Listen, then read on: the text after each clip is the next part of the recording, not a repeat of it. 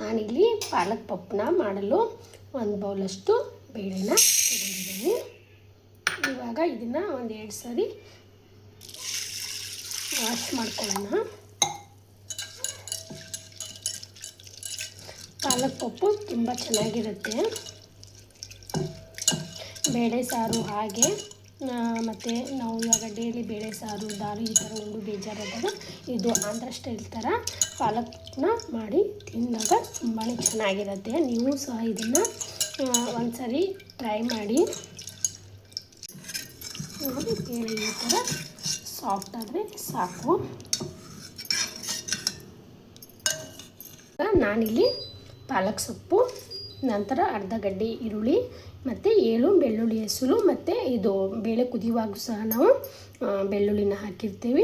ಇಲ್ಲಿ ಸ್ವಲ್ಪ ನೋಡಿಕೊಂಡು ತೊಗೊಳ್ಳಿ. ಮತ್ತು ಒಂದು 3 ಮೆಣಸಿನ್ಕಾಯಿ, ಅಲ್ಲಿ ಸಹ ಮೆಣಸಿನ್ಕಾಯಿನ ಹಾಕ್ಕೊಂಡಿರ್ತೀವಿ. ಬೇಳೆಯಲ್ಲಿ 3 ಮೆಣಸಿನ್ಕಾಯಿ ಮತ್ತು ಇಲ್ಲಿ ಒಗ್ಗರಣೆಗೂ 3 ಮೆಣಸಿನ್ಕಾಯಿನ ತೊಗೊಂಡಿದ್ವಿ. ಸ್ವಲ್ಪ ಪಪ್ಪು ಖಾರವಾಗಿದ್ದರೆ ಚೆನ್ನಾಗಿರುತ್ತೆ ಅಂತ ನಾನು ಇಲ್ಲಿ ಒಂದು ಸ್ವಲ್ಪ ಮೆಣಸಿನ್ಕಾಯಿನ ಜಾಸ್ತಿ ತೊಗೊಂಡಿರೋದು.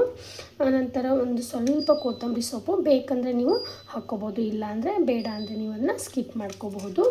ನಂತರ ಇದು ಕರಿಬೇವು ಸೊಪ್ಪು ತೊಗೊಂಡಿದ್ದೀನಿ. ಇವಾಗ ಯಾವ ರೀತಿ ಮಾಡೋದು ಅಂತ ನೋಡೋಣ.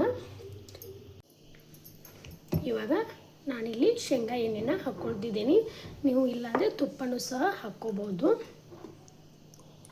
ಒಂದು 3 ಸ್ಪೂನಷ್ಟು ಎಣ್ಣೆನ ಹಾಕ್ಕೊಳ್ತಿದ್ದೀನಿ. ಇವಾಗ ಎಣ್ಣೆ ಬಿಸಿಯಾಗಿದೆ. 1 ಸ್ಪೂನಷ್ಟು ಸಾಸಿವೆ, ಚಿಕ್ಕ ಸ್ಪೂನಷ್ಟು ಜೀರಿಗೆನ ಹಾಕ್ಕೊಳ್ತಿದ್ದೀನಿ. ಇವಾಗ ಒಂದು ಚಿಟಿಕೆಯಷ್ಟು ಹಿಂಗನ್ನ ಹಾಕ್ಕೊಳ್ತಿದ್ದೀನಿ. ನಂತರ ಈರುಳ್ಳಿ, ನಂತರ ಕರಿಬೇವು ಸೊಪ್ಪು ಹಾಗೆ ಮೆಣಸಿನ್ಕಾಯಿ ಒಗ್ಗರಣೆಗೆ. ಇವಾಗ ಬೆಳ್ಳುಳ್ಳಿನ ಹಾಕ್ಕೊಳ್ಳೋಣ. ನಂತರ ಪಾಲಕ್ ಸೊಪ್ಪನ್ನ ಹಾಕ್ಕೊಳ್ಳೋಣ. ಈ ಪಾಲಕ್ ಸೊಪ್ಪು ಒಂದು ಫಸ್ಟಷ್ಟು ಇದೆ. ಇದು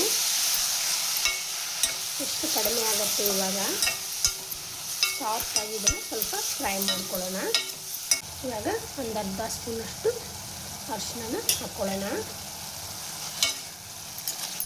ನೋಡಿ ಸೊಪ್ಪೆಲ್ಲ ನೀರು ಬಿಟ್ಕೊಳ್ತಿದೆ.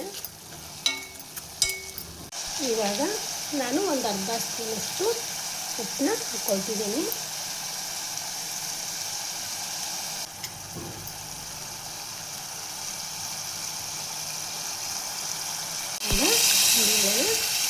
ಸೇರಿಸ್ಕೊಳ್ಳೋಣ.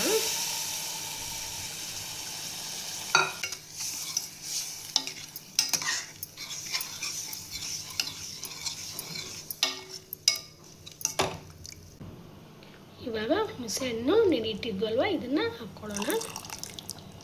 ಸ್ವಲ್ಪ ನೋಡ್ಕೊಂಡು ಹುಳಿ ಹಾಕ್ಕೊಳ್ಳಿ, ಯಾಕಂದರೆ ಮೊದಲು ನಾವು ಟೊಮೆಟೊ ಹಾಕಿರ್ತೀವಲ್ವ, ಅದಕ್ಕೆ ನಾನಿಲ್ಲಿ ಒಂದು 4 ಸ್ಪೂನಷ್ಟು ಹಾಕ್ಕೊಳ್ತಿದ್ದೀನಿ. ಹುಣಸೆಹಣ್ಣನ್ನು ಖಾಲಿ ಹೊಟ್ಟೆಯಲ್ಲಿ ಹುಳಿ ತಿನ್ನೋದ್ರಿಂದ ಎಸಿಡಿಟಿ ಆಗುತ್ತೆ. ಹಾಗಾಗಿ ಖಾಲಿ ಹೊಟ್ಟೆಯಲ್ಲಿ ಹುಳಿ ತಿನ್ನಬಾರ್ದು.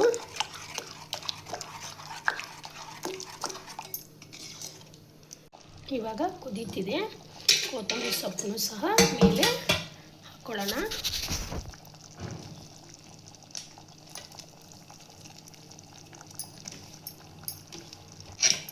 ಇವಾಗ ಒಂದು 5 ನಿಮಿಷ ಕಾಲ ಮತ್ತು ಇದನ್ನು ಕುದಿಸ್ಕೊಂಡು